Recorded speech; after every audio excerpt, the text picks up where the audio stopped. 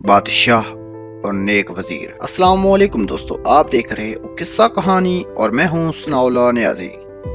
دوستو، ایک مرتبہ کا ذکر ہے کہ ایک ملک کا بادشاہ بہت ظالم تھا۔ وہ رعایا سے ہر وقت عجیب و غریب فرمائشیں کرتا رہتا تھا۔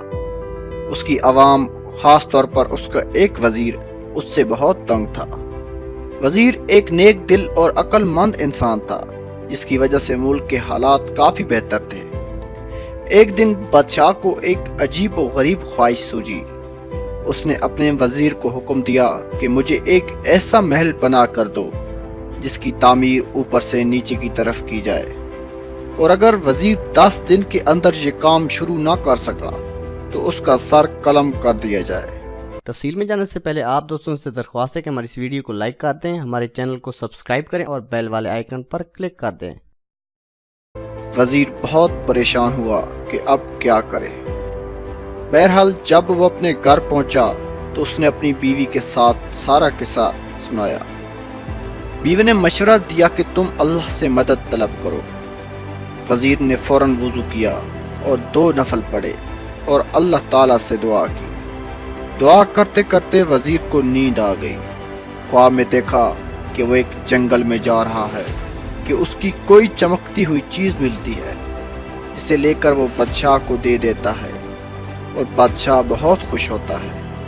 صبح وزیر نے اپنی بیوی کو سارا خواب سنایا تو بیوی نے فوراً کہا کہ جنگل کی طرف جاؤ، وہاں سے تمہیں جو ملے اسے لے لو۔ وزیر نے اگلے دن رخت سفر باندھا اور جنگل کی طرف نکل پڑا۔ وہ تھوڑا بہت آرام کرتا اور پھر چل پڑتا۔ چلتے چلتے اس کو 5 دن ہو گئے لیکن کچھ کامیابی نہ ملی، تو اس نے سوچا کہ چلو اب واپس چلتے ہیں، اس مسئلے کا کوئی حل نہیں۔ جب وہ واپس مڑنے لگا تو اچانک اس کی نظر ایک خرگوش پر پڑی جو بیچارہ شکنجے میں پھنسا ہوا تھا۔ نیک دل وزیر نے فوراً شکنجہ سے خرگوش کو آزاد کرایا اور پھر واپس مڑنے ہی لگا تھا کہ ایک آواز آئی، اے نیک دل انسان، تمہارا بہت شکریہ۔ وزیر حیرت سے مڑا تو دیکھا کہ ایک چھوٹا سا بونا جن کا بچہ کھڑا ہے۔ وزیر کے پوچھنے پر اس نے بتایا کہ اس کو ایک جادوگر نے خرگوش بنایا ہوا تھا۔ شکنجہ کھلتے ہی جادوگر کا اثر زائل ہو گیا۔ وزیر نے اسے اپنی مشکل بتائی تو جادوگر کے اس بنائے ہوئے بونے نے اسے اپنے ساتھ چلنے کو کہا۔ چلتے چلتے وہ وزیر کو ایک غار کے پاس لے آیا اور اسے اندر جانے کو کہا۔ وزیر اندر گیا تو دیکھا کہ ایک بزرگ عبادت کر رہے ہیں۔